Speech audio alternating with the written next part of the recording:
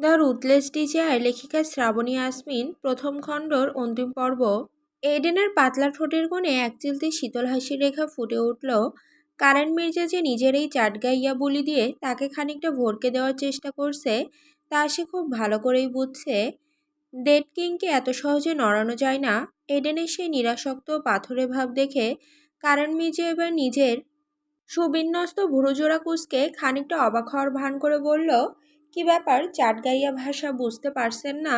কিন্তু আমি তো গোয়েন্দা সূত্রে নিশ্চিত শুনেছিলাম আপনি নাকি প্রতিটা বছর নিয়ম করে অন্তত একবার চট্টগ্রামের সেই প্রাচীন কবরস্থানটায় ঘুরে আসেন। তো সেখানকার আঞ্চলিক ভাষাটা আপনার জানা থাকার কথা নয় কি? বাই দ্য ওয়ে, আমি নিজেও কিন্তু খাঁটি চিটাইয়া পাবলিক।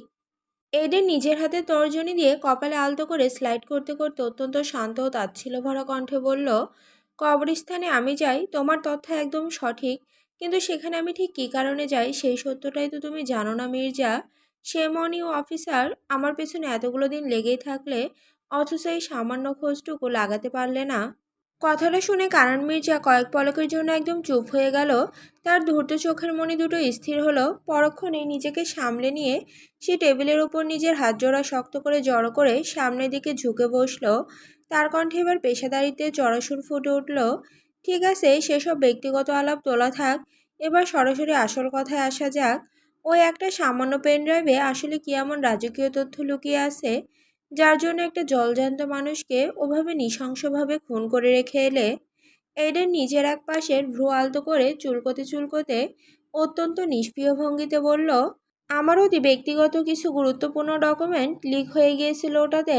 সামান্য কিছু ডকুমেন্টস। কারণ মির্জা যেন নিজের কানকে বিশ্বাস করতে পারল না। তার ভেতরে পুঞ্জীভূত ক্ষোভ এবার ছিটকে বেরোলো। স্রেফ কয়েকটা কাগজের টুকরোর জন্য আস্ত একটা জলজ্যান্ত মানুষকে এভাবে মেরে ফেললি তুই? তুই তো শালা একটা আস্ত মাদারচোদ।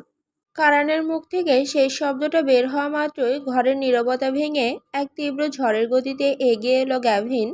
কারণ মির্জা কিছু বুঝে ওঠার আগেই গ্যাভিন অত্যন্ত নৃশংস দক্ষতায় তার ডান হাতটা মুচড়ে ধরে এক ঝটকায় পিঠের সাথে ঠেকিয়ে দিল। পর মুহূর্তেই তার কোমর থেকে বেরিয়ে এলো একটি চকচকে মেটাল ব্লাঙ্ক পিস্তল। ভারী বুটের শব্দ আর অস্ত্রের ধাতব আওয়াজের সাথে সাথে গ্যাভিন বন্দুকের সেফটি লক খুলে টিগারে আঙুল চেপে সরাসরি তা কারানের মাথার পেছনে ঠেকিয়ে ধরল। চোখের পলক ফেলার আগেই পুরো কক্ষের দৃশ্যপট সম্পূর্ণ বদলে গেল। আকস্মিক এই আক্রমণের চোটে কানান মির্জা যন্ত্রণায় আর তীব্র অস্বস্তিতে নিজের চোখ মুখ কুঁচকে ফেলল। তবে তার চোয়াল শক্ত রইল। এডেন তার সেই চিরচেনা শীতল পৈশাসিক হাসিটা ধরে রেখে অত্যন্ত আলতোভাবে নিজের হাতের একটা ইশারা করল, যার অর্থ ছেড়ে দাও ওকে। আদেশ পাওয়া মাত্র গ্যাভিন কোনো দ্বিধা না করে কারণকে ছেড়ে দিয়ে আবার একপাশে রোবটের মতো টানটান হয়ে গিয়ে দাঁড়ালো। কারণ মির্জা নিজের কৌটোটা টেনে টুনে সোজা হয়ে বসলো। তার চোখ দুটো এখন রাগে জ্বলছে। সে এডেনের দিকে একদৃষ্টিতে গভীর ও তীক্ষ্ণ নজর হেরে রইল। এডেন এবার অত্যন্ত ধীরস্থিরভাবে তার স্যুটকোটের ভেতরের পকেট থেকে একটি কুচকুচে কালো রঙের পেন ড্রাইভ বের করলো। তারপর সেটি বুড়ো আঙুল আর তর্জনীর ডগায় ধরে অত্যন্ত অবহেলার ভঙ্গিতে কারণের চোখের সামনে তুলে ধরল। কারণ মির্জার শিকারি চোখ দুটো তখন সেই ছোট্ট পেন ড্রাইভটির ওপর গিয়ে স্থির হলো। এই একটা প্লাস্টিক আর মেটালের টুকরোই আসলে এই মস্ত বড় সাম্রাজ্যের সমস্ত অশান্তির মূল উৎস। এই গোপন পেন ড্রাইভের ভেতরে এমন কিছু বিস্ফোরক নথিপত্র আর সত্য লুকিয়ে আছে যা এক লহমায় আন্ডারওয়ার্ল্ডের অঘোষিত সম্রাট এডেন জায়দাদের সাজানো রাজত্বের ভিত্তি চিরতরে নাড়িয়ে দিতে সক্ষম। এই অজেয় দানবকে যদি কোনোদিন পরাজিত করতে হয় তবে দুনিয়ার সমস্ত শক্তি বাজি রেখে সবার আগে এই পেন ড্রাইভটির ওপর নিজের অধিকার কায়েম করতে হবে। কারণ মির্জা আলতো করে নিজের চোখ দুটো বন্ধ করে ভেতরের উত্তেজনাকর পরিস্থিতিকে শান্ত করল। নিজেকে পুরোপুরি স্থির করে নিয়ে সে চোখ মেলল। টেবিলের এক কোণে রাখা এডেনের পার্সোনাল নোটপ্যাডটা নিজের দিকে টেনে নিল সে। পকেট থেকে একটি দামি ফাউন্টেন পেন বের করে অত্যন্ত দ্রুত হাতে কাগজের ওপর কিছু একটা লিখে ফেলল। তারপর সেই কাগজটুকু ছিঁড়ে নিয়ে কয়েকটি নিখুঁত ভাঁজ করে সেটিকে আলতো করে এগিয়ে দিল এডেনের সামনে। তারপর কোনো বিদায় সম্ভাষণ ছাড়াই মাপা কদমে সেই কক্ষের ভারী দরজা পেরিয়ে বাইরে বেরিয়ে গেল সে।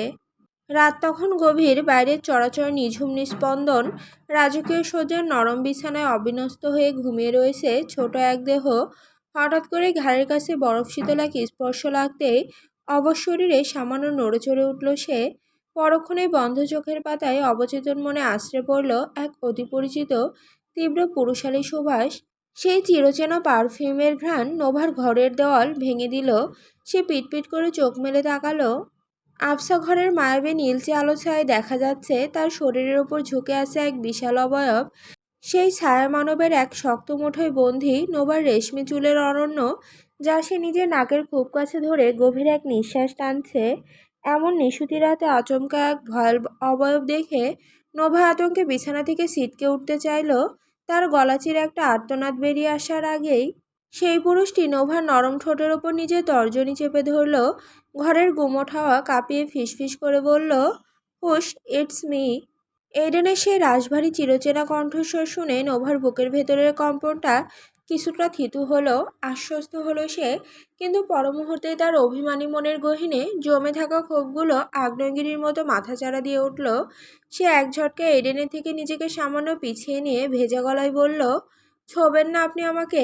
এডেন সরল না, বরং বিছানার ওপর দুই হাত দিয়ে নোভাকে নিজের শরীরের ঘেরাটোপে বন্দি করে একদৃষ্টিতে তাকিয়ে রইল। তার চোখে সেই চিল শকুনের মতো তীক্ষ্ণ চাহনি নোভার ওপর নিবদ্ধ করে বলল, কেন লিখিত সম্পদ তুমি আমার, তোমাকে ছোঁয়ার সম্পূর্ণ অধিকার রাখি আমি। নোভা মুখ ফিরিয়ে নিল, তার কণ্ঠস্বরে একরাশ অভিমান আর অবহেলা মিশে রইল। না, কোনো অধিকারই রাখেন না আপনি, আমি দিচ্ছি না আর আপনাকে সেই অধিকার। এডেন নোভার ফর্সা মুখের আরও একটু কাছে ঝুঁকে এলো। তার তপ্ত নিঃশ্বাস নোভার ঠোঁট ছুঁয়ে যাচ্ছে। এক আভিজাত্য নিয়ে সে বলল, তোমার দেওয়া অধিকারের অপেক্ষায় থাকি নাকি আমি। এডেন জায়দাদ অধিকারের ভিক্ষা চায় না, সে অধিকার ছিনিয়ে নিতে জানে। নোভার চোখে এতক্ষণে জল টলমল করে উঠল।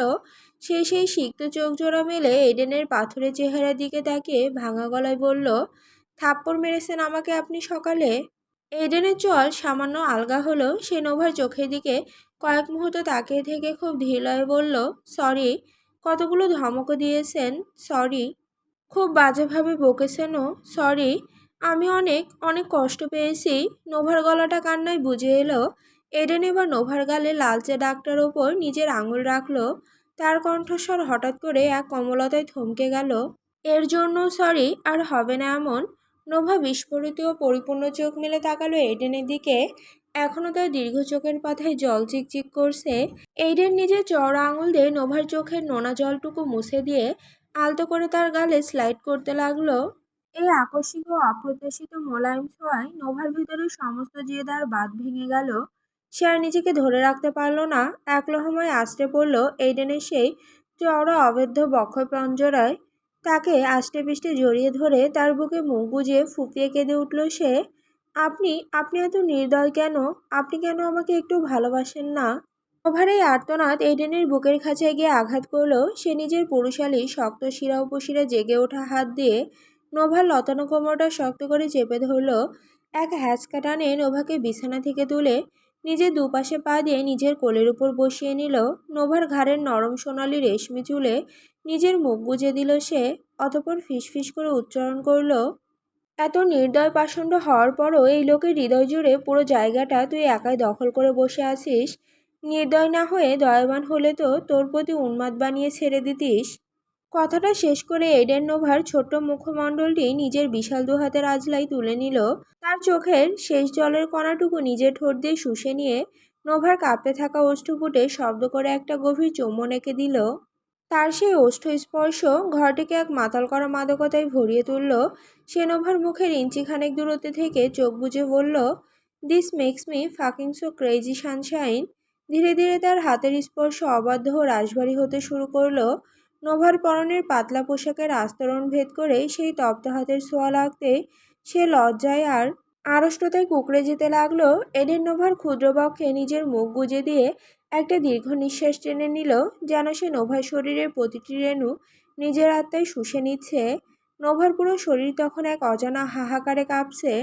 নোভার ফর্সা কাঁধ থেকে পোশাকের শেষ আবরণটুকু একপাশে সরিয়ে দিল। তার অনাবৃত দুধে আলতা ত্বকে নিজের ঠোঁটে ছোট ছোট উষ্ণ চুম্বনের দাগ এঁকে দিতে দিতে তাকে এক মায়াবী ভালোবাসায় ভরিয়ে তুলতে লাগলো। তীব্র আবাসে নোভা নিজের হাতের মুঠোয় বিছানার চাদরটা শক্ত করে খামচে ধরল। সে কাঁপা কাঁপা অবশ গলায় মিনতি করল, প্লিজ না না, আমার পেটে প্রচণ্ড ব্যথা করছে, আমি পারবো। নোভার পুরো কথা শেষ হওয়ার সুযোগই দিল না এডেন। সে নোভার কাঁপতে থাকা ঠোঁটে নিজের আঙুল চেপে ধরে এক হিংস্র অথচ নেশাতুর কণ্ঠে হিসিয়ে বলল, বেশি কথা বলছো তুমি আজকাল, just take off your dress sweetheart. সে নোভার পায়ের তলা থেকে শুরু করে প্রতিটি ভাঁজে নিজের ওষ্ঠের ছোঁয়া দিতে দিতে উড়ো অব্দি এসে থমকে দাঁড়ালো। তার চোখ দুটো তখন এক আদিম তৃষ্ণায় জ্বলছে। অত্যন্ত ধীরালয়ে ফিসফিসিয়ে এসে শুধালো, let my tongue explain how bad I crave you. নোভার নিজেকে বাঁচাতে পারল না। সে বিছানার উপর নিজের হাতের কনুই দিয়ে ভর করে পেছনের দিকে সরে যাওয়ার আপ্রাণ চেষ্টা করতে লাগলো। তবে এই দানবের হাত থেকে তার শেষ রক্ষা হলো না। এক হিংস্র হায়নার শিকার হিসেবে আজ তাকে সম্পূর্ণভাবে আত্মসমর্পণ করতেই হলো। ঘরের নীলচে আবছা আলোয় নোভার সেই মৃদু যন্ত্রণা মিশ্রিত ও তৃপ্তিময় চিৎকার বিলীন হয়ে যেতে লাগলো ঘরের চার দেওয়ালে। সেই সাথে পরম মত্ততায় মিলিত হতে লাগলো দুটি দেহ, দুটি প্রাণ এবং আন্ডারওয়ার্ল্ডের অন্ধকারের মাঝে হারিয়ে যাওয়া দুটি ভিন্ন আত্মা। আকাশে ভোরের প্রথম আলো তখনও ফোটেনি। ম্যানরের চারপাশ চাদরের মতো মুড়িয়ে ঢেকে দিচ্ছে শুভ্র নিথর তুষারপাত। এই তীব্র হাড় কাঁপানো কনকনে শীতের মাঝেও প্রকৃতির সমস্ত প্রখরতা তাকে বৃদ্ধাঙ্গুলি দেখিয়ে বারান্দায় বসে আছে এইডেন। তার শরীর সম্পূর্ণ উন্মুক্ত, খালি গা। ঠোঁটের কোণে জ্বলছে একটি দামি সিগারেট, যার শেষ প্রান্ত থেকে ধোঁয়াগুলি কুণ্ডলি পাকিয়ে মিশে যাচ্ছে হিমশীতল বাতাসে। ভোরের আবছা আলোয় তার বলিষ্ঠ দেহের সিক্স প্যাক অ্যাপস, তার বুকে খোদাই করা রহস্যময় ট্যাটু যেন আরও স্পষ্ট, আরও রুদ্ররূপ ধারণ করেছে। বারান্দায় বিশাল কাচের স্লাইডিং ডোরের ওপাশ থেকে ঘরের ভেতরের দৃশ্যটা বড্ড মায়াবী অথচ বিষাদময়।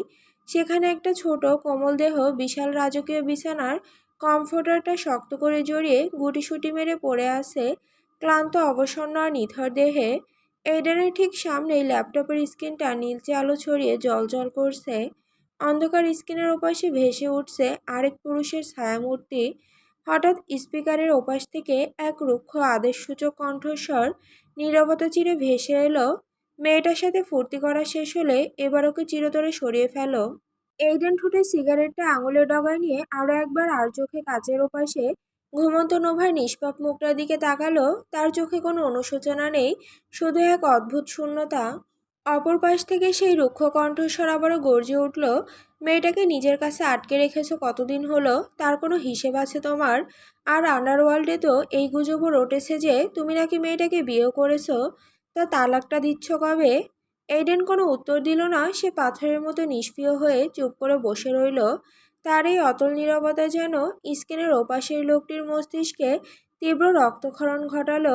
সে চরম রাগে চিৎকার করে বলল, তুমি কি মেয়েটাকে ভালোবেসে ফেলেছো এইডেন? তোমার শিরায় বইতে থাকা জায়দাদ বংশের রক্ত কি তোমাকে এই দুর্বলতা শিখিয়েছে?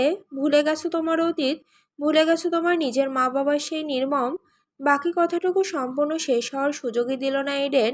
তীব্র আক্রোশে তার ডান হাতের মুঠোয় থাকা ক্রিস্টালের কাচের গ্লাসটা সজোরে চেপে ধরল সে। কর্কর শব্দে গ্লাসটি চূর্ণ বিচূর্ণ হয়ে ভাঙা কাচের টুকরোগুলো তার হাতের তালু চিরে ভেতরে ঢুকে গেল। কিন্তু সেদিকে তার কোনো ভ্রুক্ষেপ নেই। সে দাঁতে দাঁত পিষে হিংস্র পশুর মতো হিসিয়ে বলল, না না না, এডেন জায়দাদ নিজের অতীত কোনোদিন ভোলে না। রক্ত এবং অশ্রুর বিনিময়ে কেবল রক্ত এবং অশ্রুর বিসর্জন যাবে। ঠিক সেই মুহূর্তে ভিডিও কনফারেন্সে তৃতীয় এক ব্যক্তি হিসেবে যুক্ত হলো কেনিথ।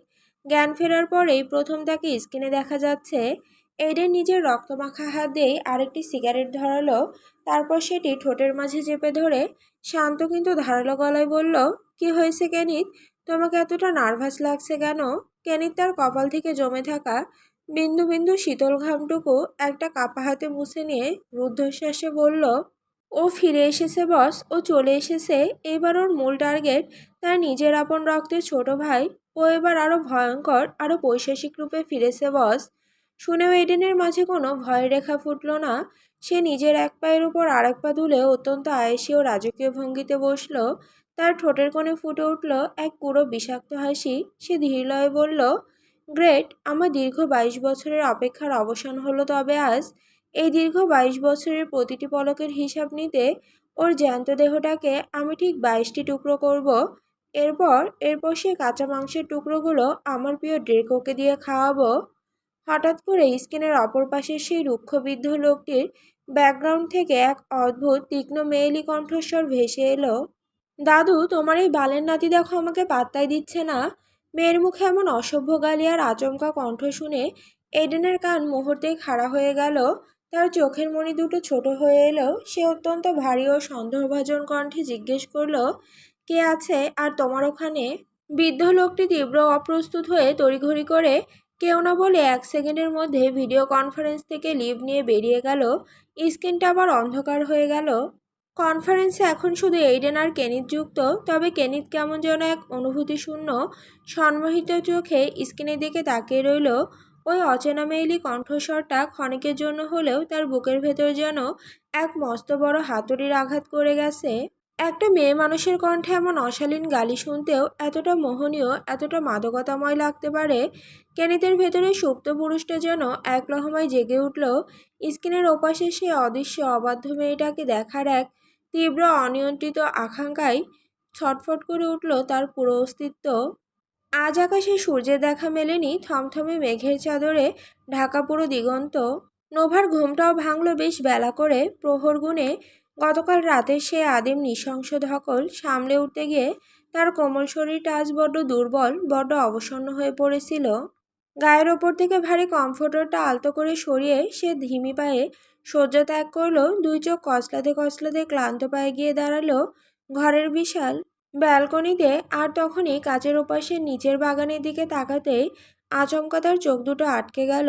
বরফ ঢাকা শুভ্র প্রান্তরে দাঁড়িয়ে আছে এক শুভ্র রাজকীয় ঘোড়া।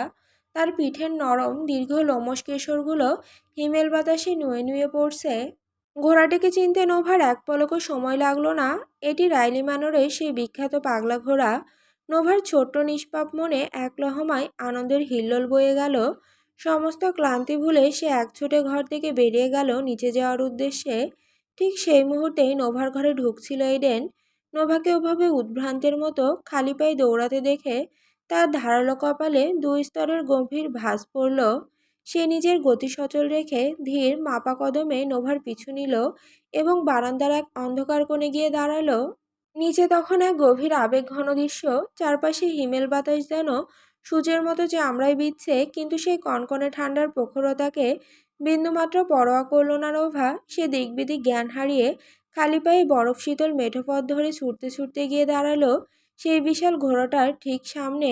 রাইলি ম্যানরের সবচেয়ে অবাধ্য আর পাগলা ঘোড়া ছিল এটি, যাকে শোয়ার সাহস এই প্রাসাদের বাঘা বাঘা সওয়ারিরও পেত না। অথচ এক অলৌকিক মায়ায় নোভার শান্ত স্পর্শের কাছে সেই হিংস্র প্রাণীটি কত সহজেই না কাবু হয়ে গিয়েছিল। নোভা পরম নির্ভরতায় 2 হাত বাড়িয়ে শক্ত করে জড়িয়ে ধরে রইল ঘোড়াটার গলা। তার জমে যাওয়া নিঃশ্বাসগুলো মিশে যাচ্ছিল ঘোড়াটার তপ্ত লোহম ত্বকে। ঠিক তখনই বেশ কিছুটা উপরে ম্যানরের বিশাল বারান্দার অন্ধকার কোণে এক সাক্ষাৎ যমদূতের মতো দাঁড়িয়ে রইল এইডেন। তার নিশাচর চোখ দুটো নিবদ্ধ নিচের ওই দৃশ্যপটের ওপর। এইডেনের শক্ত মুঠোয় বন্দি এক মরণাস্ত্র, তার প্রিয় স্নাইপার গান। বন্দুকের কালো নলটি নিখুঁত নিশানা করে তাক করা আছে নোভার ঠিক বুকের মাঝ বরাবর। নিশানা একদম পাক্কা, মাত্র 1 সেকেন্ডের ভগ্নাংশ। আঙুলের সামান্য একটা চাপ আর তাতেই নোভার ওই ছোট্ট দুর্বল বুকটা বুলেটের আঘাতে ঝাঁঝরা হয়ে ধুলোয় লুটিয়ে পড়বে। কিন্তু এ কি অদ্ভুত প্রহেলিকা! বন্দুকের ট্রিগারে রাখা এইডেনের শক্ত আঙুলার পাথরের মতো হাতটা আজ কাঁপছে, অস্বাভাবিক অনিয়ন্ত্রিতভাবে কাঁপছে। অমনটা তো আজ অবধি কোনোদিনও হওয়ার কথা ছিল না। যে হাত দিয়ে সে বিগত কয়েক বছরে হাজার হাজার মানুষকে অবলীলায় খুন করেছে, যার একটা চোখের ইশারায় আস্ত একটা শহর রক্তে ভেসে যায়, আজ সেই হাত কেন তার নিজের সাথে বেইমানি করছে? কেন এই প্রথমবার এক নিষ্পাপ মেয়ের বুক লক্ষ্য করে ট্রিগার চাপতে গিয়ে ডেথ কিংয়ের হাত এভাবে অবশ হয়ে আসতে? সে বন্দুকের শীতল নল দিয়ে নিজের কপালটা সামান্য চুলকে নিয়ে আপন মনে বিড়বিড় করে উঠল, আমার হাত কাঁপছে কেন? আমি ওকে শ্যুট করতে পারছি না কেন? ও তো সামান্য একটা মেয়ে কেবলমাত্র। সে নিজেকে শক্ত করে আবারও বন্দুক তাক করল নোভার বুক বরাবর। তবে এইবারও তার পাথরে হাত অসম্ভব রকমের অবাধ্য হয়ে কাঁপতে লাগলো। চরম বিরক্তিতে সে বন্দুকের নলটি নিচে নামিয়ে ফেলল। তার চওড়া বুকের বাপাশে কেমন যেন একটা অদ্ভুত অচেনা চিনচিনে ব্যথা মাথাচাড়া দিয়ে উঠছে। চোখ দুটো বুঝলেই নোভা সেই নিষ্পাপ গোল গোল হরিণীর ন্যায় হ্যাজেল চোখ জোড়া ভেসে উঠছে তার অন্ধকার মস্তিষ্কে। স্মৃতির পাতাগুলো একের পর এক ভাসতে লাগলো তার চোখের সামনে। কি করে নোভার সেই নরম কাঁপতে থাকা ওষ্ঠাধর কিছুদিন আগে ভালো লাগার এক চরম মুহূর্তে তার গাল ছুঁয়ে নীরের তীক্ষ্ণ চোয়ালের উপরিভাগে এক চিরস্থায়ী দাগ রেখে দিয়েছিল। না, সে নোভাকে ভালোবাসে না। সে তার নিজের শিরায় বইতে থাকা জায়দাদের রক্তের সাথে বেইমানি করতে পারে না। এডেন তার বুকের বাপাশে শক্ত হাত রাখলো। কেমন উন্মাদার বুনো শব্দের তালে ধকধক করছে তার এই পাষণ্ড হৃৎপিণ্ড। সে আরেক দফা শেষবারের মতো নিচের বরফে দাঁড়িয়ে থাকা নোভার মায়াবী মুখশ্রীর দিকে তাকালো। দাঁতে দাঁত চেপে বিড়বিড় করে বলল, ইউ বিস, তোকে চেয়েছিলাম এই পৃথিবীর নিকৃষ্টতম মৃত্যু দেব আমি। ঠিক যে নরক যন্ত্রণা আমার নিষ্পাপ মা ভোগ করেছিল। বড্ড সৌভাগ্য তোর নোভা, যে তুই এমন এক নিষ্পাপ মায়াবী চেহারা নিয়ে জন্মেছিস। নয়তো এডেন জায়দাদের কঠিন হৃদয় টলানো এত সহজ কাজ ছিল না।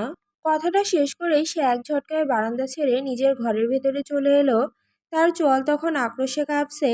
সে পকেট থেকে ফোনটা বের করে ছোট একটা খুদে বার্তার মাধ্যমে গ্যাভিন, কেনিথ এবং অলিভারকে অবিলম্বে তার সিক্রেট কেবিনে হাজির হওয়ার জন্য নির্দেশ পাঠালো। রাজকীয় কারুকার্য খচিত বিশাল এক মখমলের কেদারায় এক পায়ের ওপর অন্য পা তুলে রাজকীয় ভঙ্গিতে বসে আছে এডেন। তার ঠিক সামনে যমদূতের মতো মাথা নত করে দাঁড়িয়ে আছে তিনজন বিশ্বস্ত অনুচর, গ্যাভিন, অলিভার এবং ক্যানিথ। তারা কেবল বসের এক একটি আদেশের অপেক্ষায় প্রহর গুনছে। আন্ডারওয়ার্ল্ডের এই অঘোষিত সম্রাট যদি এই মুহূর্তে পুরো যুক্তরাজ্য জুড়ে সিরিজ বোমা বিস্ফোরণের হুকুমও দেয়, তবে তারা চোখের পলকে তা সম্পন্ন করতে বিন্দুমাত্র দ্বিধা করবে না।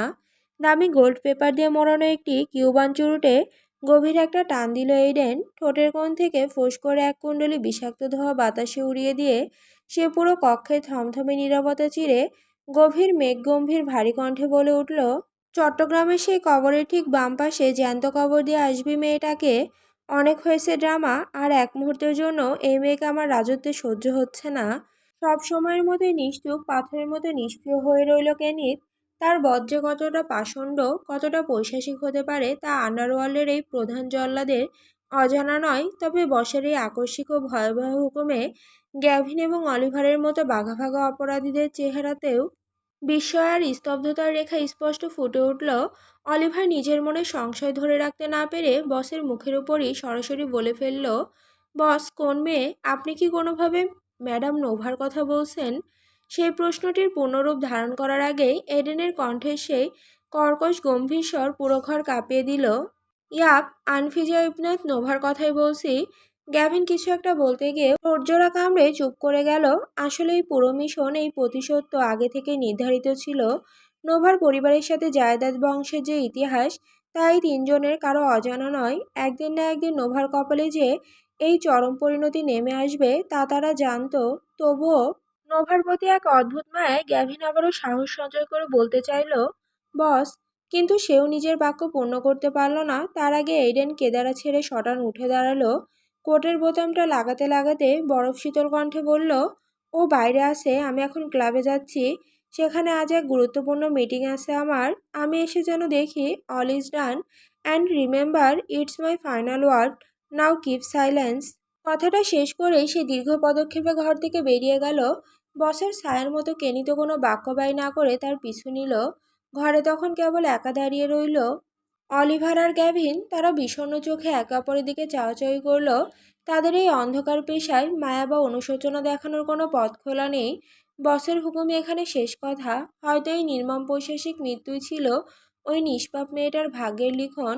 এডেন পুরোপুরি দৃষ্টিসীমানার বাইরে চলে যেতেই অলিভার একটা দীর্ঘ হতাশার নিঃশ্বাস ফেলে ফিসফিস করে বলল, বস এতটা পাষণ্ড কী করে হতে পারে রে গ্যাভিন? বসকে এই দীর্ঘদিনগুলোতে মেয়েটাকে বিন্দুমাত্র ভালো লাগা কিংবা ভালোবাসার চোখে দেখেনি। গ্যাভিন জানালার বাইরে বরফ ঢাকা প্রান্তরে নোভার সেই ছোট অবয়বটার দিকে তাকিয়ে চোয়াল শক্ত করল। অতঃপর দীর্ঘশ্বাস ছেড়ে বলল, এডেন জায়দাদ হচ্ছে এক মুখোশধারী দানব। তাকে চেনা বা তার মনের হদিশ পাওয়া সাধারণ মানুষের পক্ষে বড়ই দায়। এতদিন সে নিজের প্রাসাদে রানীর বেশে আগলে রাখল, এমনকি তার পায়ের সামনে গিয়ে মাথা ঝুঁকতেও দ্বিধাবোধ করেনি। এখন ভাবছি সেই সব কিছুই কি কেবল প্রতিশোধের এক সাজানো অভিনয় ছিল। বাংলাদেশ, চট্টগ্রাম। শ্রাবণের আকাশের সমস্ত ভাঙন যেন আজ এই প্রাচীন কবরস্থানটার ওপর এসে আছড়ে পড়েছে। অবিশ্রান্ত মুষলধারে বৃষ্টির তোড়ে চারপাশে চরাচর এত ধূসর যে কয়েক হাত দূরের কোনো কিছু পরিষ্কার দেখা যাচ্ছে না। ঝমঝম শব্দের সেই পৈশাচিক আবহে কবরস্থানের ঠিক সদর দরজার সামনে রেইনকোট পরিহিত অবস্থায় পাথরের মূর্তির মতো দাঁড়িয়ে আছে তিনটি পুরুষ অবয়ব। তাদের ঠিক পেছনে যমদূতের মতো সারিবদ্ধভাবে দাঁড়ানো পাঁচটি কুচকুচে কালো রঙের রাজকীয় জিপ গাড়ি। সেই জিপ গাড়িগুলো পুরো কবরস্থান এলাকাটিকে লোহার শৃঙ্খলের মতো ঘেরাও করে দাঁড়িয়ে আছে একদল সশস্ত্র বডিগার্ড, যাদের প্রত্যেকের শক্ত মুঠোয় বন্দি মরণাস্ত্র, বিশালাকার AK-47 বন্দুক। গার্ডদের সকলের মাঝে দীর্ঘতম ও সুঠাম পেশিবহুল দৈত্যাকার দেহের অধিকারী গ্যাভিন। তার অবয়বের সামনেই দৃশ্যমান দুটো প্রাচীন কবর। কবর দুটো শ্বেতপাথরের নেমপ্লেটের ওপর বড় বড় অক্ষরে খোদাই করা রয়েছে একটি নাম, অ্যাজওয়ান জায়দাদ। তার ঠিক পাশেই রয়েছে আরও একটি কবর, যার নাম রোজ। গ্যাভিন তার ভেজা ঘাড়টা ধীরলয়ে ঘুরিয়ে পেছনের কাদামাটির দিকে তাকালো। সেখানে হাত পা ও মুখ শক্ত কাপড়ে বাঁধা অবস্থায় এক নিস্পন্দন জ্ঞানশূন্য দেহের মতো পড়ে আছে নোভা। তার সেই রেশমি স্বর্ণাভ কেশগুচ্ছ আজ এই ভেজা মাটির খাঁজে কাদায় মাখামাখি হয়ে লেপ্টে আছে। এডেনের মায়ের কবরের ঠিক বাম পাশে ইতিমধ্যে আরেকটি নতুন অন্ধকার কবর খুঁড়ে রাখা হয়েছে, যেখানে জ্যান্ত সমাহিত করার কথা ছিল এই নিষ্পাপ মেয়েটিকে। কবর খোঁড়ার কাজ শেষ হতেই গ্যাভিন তার গম্ভীর কণ্ঠস্বর চড়িয়ে বাকি সব গার্ডদের সেখান থেকে সরে যাওয়ার নির্দেশ দিল। এই চূড়ান্ত ও পৈশাচিক কাজটি সে নিজের হাতে একা করতে চায়। অন্য কোনো পুরুষের অপবিত্র হাত তার বোনের সমতুল্য এই মেয়েটির গায়ে স্পর্শ করুক, তা গ্যাভিনের নীতিতে সইবে না। বাকি সব গার্ডরা বৃষ্টি উপেক্ষা করে কিছুটা দূরে সরে যেতেই গ্যাভিন পাশে দাঁড়িয়ে থাকা অলিভারের দিকে ফিরে তাকালো। তুই ক্যানেথকে সাথে নিয়ে গাড়িতে গিয়ে বস, আমি মাত্র 5 মিনিটের মাঝে কাজ শেষ করে আসছি। বৃষ্টি বাড়ছে, একটা মেয়েকে মাটির নিচে পুঁততে এত মানুষের প্রয়োজন নেই। বসকে কল দিয়ে বলে দে, অল ওয়ার্ক ইজ ডান। কেনিত তার সেই চিল শকুনের মতো তীক্ষ্ণ চোখ দুটো মেলে কয়েক মুহূর্ত নিষ্ক্রিয় ভঙ্গিতে তাকালো গ্যাভিনের দিকে, যেন সে গ্যাভিনের চোখের ভেতরে কোনো এক গোপন চাতুর্য পড়তে চাইল। অতপর এক গভীর দীর্ঘশ্বাস ফেলে গ্যাভিনের চওড়া কাঁধে নিজের শক্ত হাতটা রাখল। এক নিরেট শীতল কণ্ঠে বলল, ডু অর ডাই। কথাটা বলেই ক্যানিত জিপ গাড়ির দিকে পা বাড়ালো। তার পেছন পেছন অলিভারও গিয়ে বসলো গাড়ির ড্রাইভিং সিটে। ঠিক তখনই মেঘের বুক চিরে আকাশে ঘন ঘন বিকট শব্দে বিদ্যুৎ চমকে উঠল। খাগড়াছড়িয়ার চট্টগ্রামের পাহাড়ি আকাশ আজ যেন এক প্রলয়ঙ্করী রূপ ধারণ করেছে। আকাশের বুক চিরে ঠিকরে আসা সেই তীব্র উজ্জ্বল আলোয় এক পলকের জন্য উদ্ভাসিত হয়ে উঠল নোভার মোমের মতো ফর্সা মায়াবী চেহারাখানা। আঘাতে আর অপমানে নীল হয়ে যাওয়া নোভার রক্তিম গালের এক পাশ তখনও বুনো কাদায় মাখামাখি। গ্যাভিন অত্যন্ত ধীর পায়ে নোভার সামনে গিয়ে ভেজা মাটিতে হাঁটু মুড়ে বসল। নোভা সেই নিষ্পাপ অচেতন মুখের দিকে তাকিয়ে তার পাথরের মতো কঠিন বুকটাও আজ এক অদ্ভুত যন্ত্রণায় মোচড় দিয়ে উঠল। সে নোভার কানের কাছে ঝুঁকে এসে ফিসফিস করে বলল, সো সরি লিটল প্রিন্সেস, কিন্তু আপনাকে আমি নিজের হাতে নিঃশেষ করতে পারলাম না। তবে তবে আপনাকে চিরদিনের জন্য কোনো নিরাপত্তাও দিতে পারলাম না। বসের চোখ ফাঁকি দিয়ে আমার এই অবাধ্যতার কথা কতদিন লুকোনো থাকবে আমি জানি না। হয়তো আন্ডারওয়ার্ল্ডের এই সাম্রাজ্য নিয়ে লন্ডন ফিরে যেতে যেতেই বসের কাছে খবর পৌঁছে যাবে আমার এই চরম বেইমানির। আর পর মুহূর্তেই হয়তো সেকেন্ডের মাঝেই আমার নিজের মগজ এফোর ওপর হয়ে যাবে বসের পিস্তলের গুলিতে। তাও তাও আপনি ভালো থাকুন। আর কোনোদিন যেন ওই মনস্টারের থাবায় আপনাকে পড়তে না হয়, কারণ সেদিন আপনাকে বাঁচানোর জন্য এই গ্যাভিন আর জ্যান্ত থাকবে না। কথাগুলো শেষ করে গ্যাভিন আর এক মুহূর্ত সময় নষ্ট করল না। সে নোভাকে নিজের দুই বাহুর মাঝে আলতো করে পাঁজরকোলো করে তুলে নিল। বাকি সব গার্ড এবং গাড়িতে বসে থাকা কেনিত অলিভারের সম্পূর্ণ দৃষ্টিসীমার আড়ালে গিয়ে কবরস্থানের পেছনের ঘন পাহাড়ি জঙ্গলের ভেতর প্রবেশ করল সে। জঙ্গলের গহীন সীমানায় একটি পরিত্যক্ত পাহাড়ি গুহার শুষ্ক পাথরের মেঝের ওপর সে নোভাকে শুইয়ে দিল। অত্যন্ত যত্নে তার হাত পা এবং মুখের সেই নির্মম বাঁধনগুলো খুলে মুক্ত করে দিল সে। নোভার অচেতন দেহের দিকে শেষবারের মতো এক করুণ দৃষ্টি হেনে গ্যাভিন আবার বৃষ্টি ভেজা পথে ফিরে এলো। শূন্য কবরটি দুটো মাটি দিয়ে ঢেকে সমান করে দিল সে। আজ আন্ডারওয়ার্ল্ডের সমস্ত নিয়মের বাইরে গিয়ে এক নিষ্পাপ প্রাণকে বাঁচাতে নিজের জীবন বাজি রেখে এক নতুন গভীর রহস্যের আড়াল তৈরি করে দিয়ে এলো গ্যাভিন। আকাশের মেঘগুলো এখনো কাটেনি, তবে বৃষ্টির দাপট এখনো অনেকটাই শান্ত। বাতাসে জলকণার ভারী সুবাস আর মেঘের বুক চিরে ক্ষণে ক্ষণে খেলে যাওয়া তীব্র বিদ্যুতের ঝলকানি চারপাশকে এক অদ্ভুত মায়াবী আলোয় ভরিয়ে দিচ্ছে। পাহাড়ের বুক চিরে পিচঢালা পথ ধরে এগিয়ে এসে এক বিশাল রাজকীয় সিংহদুয়ারের সামনে সশব্দে ব্রেক চেপে থামল কুচকুচে কালো রঙের সেই বিলাসবহুল গাড়িটি। সেই তরুণদ্বারের স্তম্ভে জ্বলজ্বল করছে স্বর্ণাক্ষরে খোদাই করা একটি নাম, জায়দাদ ভ্যালি। পাহাড়ের সবুজ কোল ঘেঁষে দাঁড়িয়ে থাকা এই প্রাসাদসম বাড়িটি এক অঘোষিত দুর্গ। ভোরের আলো ফুটতে শুরু করেছে মাত্র, গাড়ি থেকে রেইনকোট পরিহিত অবস্থায় ধীর পায়ে নেমে এলো তিন যমদূত। বাড়ির প্রধান ফটকের সামনে দাঁড়ানো প্রহরীরা যখন তাদের রেইনকোটের ওপর খোদাই করা চিরপরিচিত সেই ভয়ঙ্কর লোগোটি দেখল, তখন আর কোনো প্রশ্ন না তুলে তৎক্ষণাৎ বিশাল লোহার গেটটি খুলে দিল। তারা মাপা কদমে যতই ভেতরের মূল ফটকের দিকে এগিয়ে যেতে লাগলো, ততই চারপাশের রহস্য আরও ঘনীভূত হতে শুরু করলো। বাড়ির ভেতরের বিশাল কাঠের তৈরি দরজাটা ইতিমধ্যে তাদের জন্য উন্মুক্ত করে দেওয়া হয়েছিল, কিন্তু ভেতরে পা রাখতেই বাতাসে ভেসে এলো এক নূপুরের রিনিঝিনি শব্দ আর ধ্রুপদী বাদ্যযন্ত্রের সুর। এই কাক ভরে খাগড়াছড়ির এই নির্জন পাহাড়ের চূড়ায় পায়ে ঘুঙুর পরে কে নাচছে? ভেতরে প্রবেশ করতে কেনির তার বাজ পাখির মতো তীক্ষ্ণ ও শিকারী চোখ জোড়া চারপাশে বুলালো।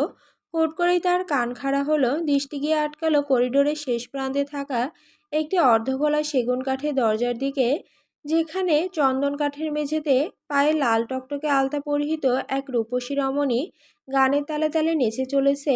কেবল নাচই নয়, সেই সাথে তার পাতলা ওষ্ঠাধর কামড়ে হালকা সুরে গুনগুন করে ঠোঁট মেলাচ্ছে সে। কেনিতের ভেতরে সুপ্ত কৌতূহলটা এবার আগ্নেয়গিরির মতো মাথাচাড়া দিয়ে উঠল।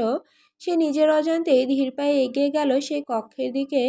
রমণীর পরনে এক বাসন্তী রঙের থ্রি পিস, যার ওড়নাটা শরীরের সাথে আড়াআড়িভাবে অত্যন্ত নিখুঁত ও চিকন করে জড়ানো। তার পিঠ বেয়ে নেমে গেছে এক দীর্ঘ কুচকুচে কালো বেনি। নাচের প্রতিটি ছন্দে কোমর দোলানোর তালে তালে সেই দীর্ঘ বেনিটিও যেন এক বনমায়ায় নাচছে। এবার ঘরের ভেতর থেকে গানের সেই সুর আরও স্পষ্ট, আরও মোহনীয় হয়ে কেনিতের কানে আছড়ে পড়ল। জলতরঙ্গে ঝিলমিল ঝিলমিল। ঠিক তখনই চারপাশের এই সুরের মূর্ছনা কাটিয়ে পেছন থেকে এক অর্ধবয়স্ক ভারী ও রাশভারী পুরুষালী কণ্ঠস্বর ভেসে এলো। আচমকা সেই শব্দে কেনি চমকে উঠে ঝট করে পেছন ফিরে তাকালো। তবে সামনের মানুষটিকে দেখা মাত্রই তার ঠোঁটের কোণে এক চিলতে বিনয়ী হাসি ফুটে উঠল। সামনে দাঁড়িয়ে থাকা লোকটির বয়স আনুমানিক ৮০ বছর ছাড়িয়েছে, কিন্তু তার টানটান চামড়া আর বলিষ্ঠ অবয়ব দেখে তা বোঝার কোনো সাধ্য নেই দুনিয়ার কারো। এখনও তাকে একজন মাঝবয়সী সুঠাম পুরুষের মতোই দীপ্ত দেখায়। আসলে জায়দাদ পরিবারের প্রতিটি পুরুষের শারীরিক গঠনই এমন আকর্ষণীয় আভিজাত্যে ঘেরা।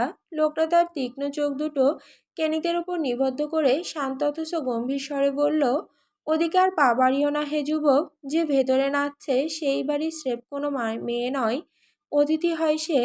কেনিত লোকটার কথা শুনেও যেন নিজের মনের ওপর নিয়ন্ত্রণ হারিয়ে ফেলছিল। সে অবাধ্যের মতো আরও একবার আর চোখে পেছনে সেই অর্ধখোলা দরজার ওপাশে থাকা মেয়েটির দিকে তাকালো। তার ভেতরের পুরুষ সত্তাটা এক অদ্ভুত তীব্র তৃষ্ণায় চাতক পাখির মতো ছটফট করে উঠছে। কেবল একটাবার যদি মেয়েটির অবাধ্য মুখশ্রী এক ঝলক দেখা যেত। সেই বয়স্ক লোকটি কেনিতের মনের ভাব বুঝতে পেরেই কি না কে জানে অত্যন্ত ধীর হাতে নিজের পকেট থেকে একটি দামি সিল্কের খাম বের করে কেনিতের হাতে ধরিয়ে দিলেন। তারপর এক রহস্যময় দৃষ্টি এনে বললেন, তোমার দাদুভাইকে এই চিঠিটা দিও, আর তাকে পরিষ্কার ভাষায় বলবে তার বিবিজান এখানে চাতকের মতো তার জন্য অপেক্ষা করে রয়েছে। এইবার যেন সব আক্রোশ ভুলে সে নিজের দেশে ফিরে আসে। আন্ডারওয়ার্ল্ডের জল্লাদ আজন্ম নির্বাক ও পাথুরে কেনিত জীবনে বোধহয় এই প্রথমবার এত বড় ধাক্কা খেল। তীব্র বিস্ময়ে তার ঠোঁটজোড়া আপনা আপনি ফাঁক হয়ে গেল।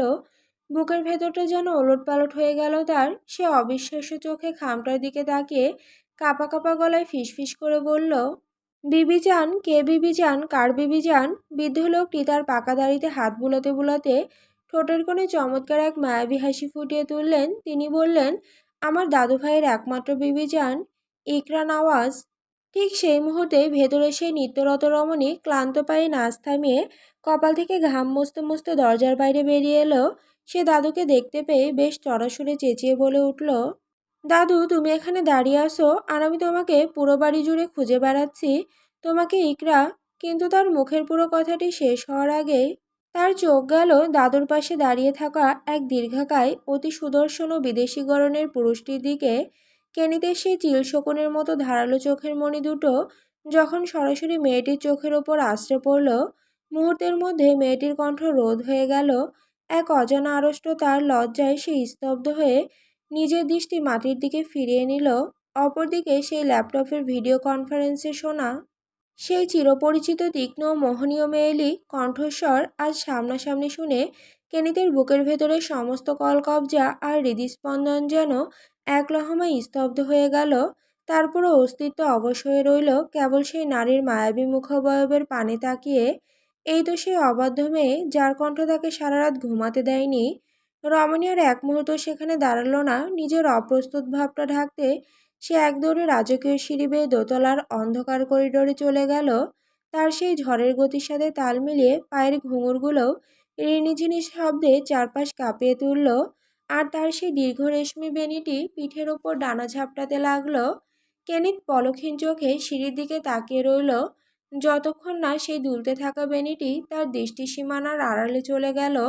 তার অবশ হয়ে আসা হাতের আঙুলগুলো এবার আরও একটু শক্ত হলো, আরও একটু হিংস্র মুঠোয় চেপে ধরল সেই রেশমি চিঠির খামটাকে, যার উপরে অত্যন্ত নিখুঁত হরফে জ্বলজ্বল করছে একটিমাত্র শব্দ, প্রাপক এইডেন জায়েদাত প্রেরক ইকরা নওয়াজ। প্রথম খণ্ডের সমাপ্তি। গল্পের সিজন 2 পেতে চ্যানেলের সাথে যুক্ত থাকুন। ধন্যবাদ।